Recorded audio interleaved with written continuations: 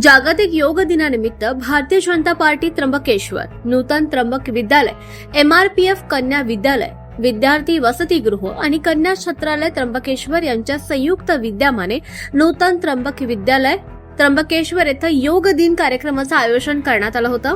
योगाचार्य संजय कुलकर्णी यांनी उपस्थितांना विविध योगासने, प्राणायाम तसेच नियमित योगा अभ्यासाचे आरोग्यदायी फायदे याविषयी मार्गदर्शन केलं। तसंच त्यांनी योगाच्या शारीरिक आणि मानसिक आरोग्यासाठी असलेले महत्त्व विद्यार्थ्यांना समजावूनही सांगितलं।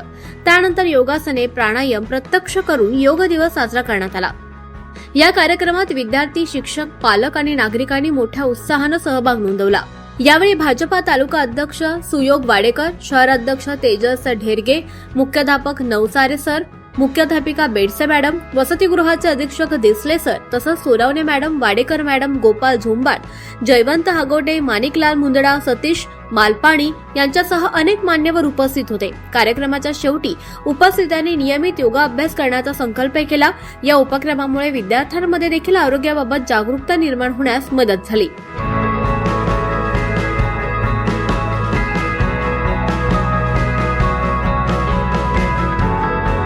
24 लाईव्ह महाराष्ट्र न्यूज साठी मनोज वाजे, त्र्यंबकेश्वर।